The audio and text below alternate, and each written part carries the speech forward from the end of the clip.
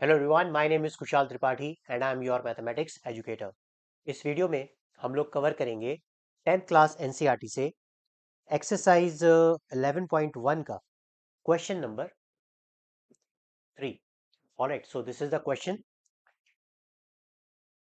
The length of minute hand of a clock is 14 centimetre.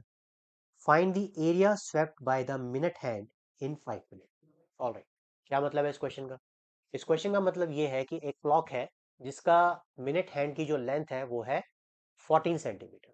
Okay, तो हमें आप ये बताइए कि वो मिनट हैंड 5 मिनट्स में कितना एरिया स्वेप्ट कर लेगा, यानी कि कितना एरिया कवर कर लेगा। अब अगर ये क्वेश्चन क्लियर हुआ तो गुड, नहीं तो मैं आपको इसको समझाता हूँ with the help of clock. तो मान लीजिए कि ये हमारे पास वो क्लॉक है जिसकी बात की जा रही है। ओके, और इस क्लॉक में ये जो आप देख रहे हैं this is the minute hand. Yes, okay. तो अब मिनट हैंड ने क्या किया, अगर मैं इसको यहां से मूवमेंट कराऊं तो देख सकते हैं कि 5 मिनट के बाद वो इस पोजीशन पे आ जाएगा, राइट।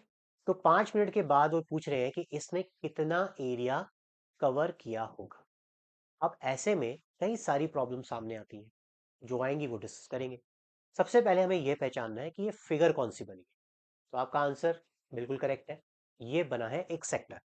तो कैसे बना है ये सेक्टर, देखिए। लेट्स से कि ये इसकी फिगर इस तरह से बनकर आई है। क्लियर है? तो अब अगर ये सेक्टर बन गया है तो सेक्टर का एरिया क्या होता है? That is theta upon 360 into pi r square. But अब आप बोलेंगे सर, तो फिर इसमें हम थीटा क्या लेंगे, हम रेडियस क्या लेंगे, ये तो हमें पता ही नहीं है। चलिए ये मैं आपको बताता हूँ। बेसिकली अगर आप इसको देखेंगे तो ये जो मिनट हैंड की जो लेंथ है ना, वो ही रेडियस है।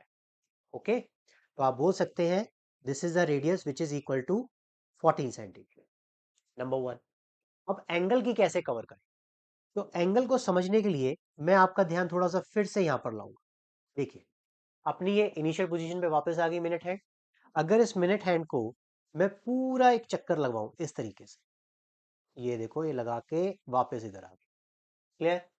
और मैं आपसे पूछूं इसने कितना डिग्री कवर किया होगा, तो आपका आंसर पूरा बिल्कुल करेक्ट है, 360 डिग्री। और कितना टाइम लगाया होगा? 60 मिनट्स लगाए होंगे या फिर 1 आवर लगाया होगा, बट हम मिनट्स की बात करते हैं। तो यहां से आपको ऐसा नहीं लगता कि अगर ये 60 मिनट्स में 360 डिग्री ट्रेवल करके आया या 360 डिग्री कवर करके आया है, तो 1 मिनट में कितना करेगा? तो 1 मिनट में ये करेगा, इट इज 360 डिवाइडेड बाय 60। इसका मतलब है 6 डिग्री। ऑलराइट, तो अगर 1 मिनट की बात की जाए तो ये 1 मिनट में कवर कर रहा है 6 डिग्री। तो 5 मिनट में कितना करेगा? बिल्कुल सही। तो 5 मिनट में ये करने वाला है equal to 5 into 6, that is 30 degree. तो ये आपका एंगल आ गया। बट क्या आपको एग्जाम में भी या अपनी नोटबुक में भी करके दिखाने की जरूरत है?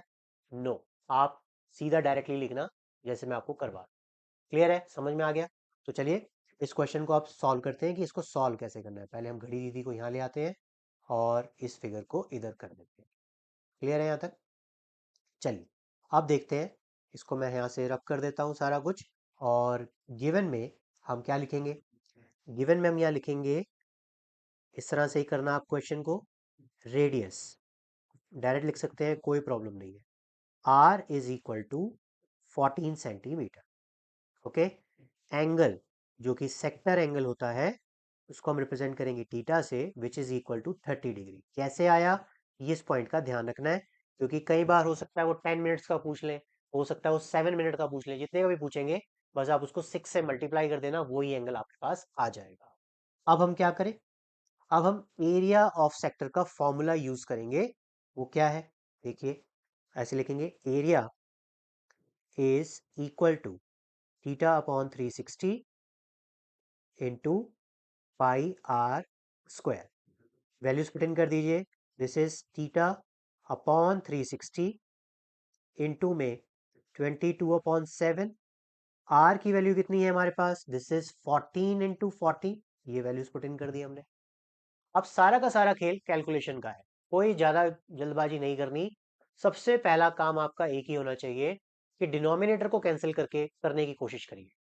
तो अगर मैं इसको कैंसिल करूंगा तो देखिए दिस इज 1/12, तो मैं ऐसे लिख देता हूं 1/12।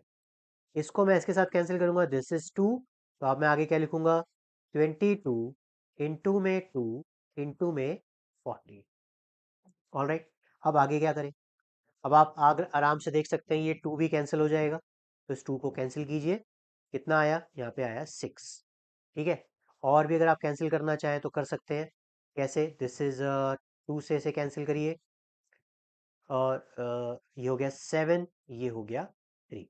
बस अब कुछ नहीं करना, 22 इंटू में 7 अपॉन में कितना 3, ऐसे लिख दीजिए। अब तो सिंपल मल्टीप्लीकेशन रह गई है। तो 22 को अब 7 से मल्टीप्लाई करेंगे, कितना आएगा? Perfect, it is 154 upon 3 centimetre square. Alright students, happy learning. Hello students, thank you for watching my video. I hope your doubt related to this question is clear now. If it's so, then please like it and share it with your friends. Moreover, don't forget to subscribe my channel for free online maths classes. One more thing, if you are looking for a maths teacher for yourself, then contact details are in a description box. Thank you.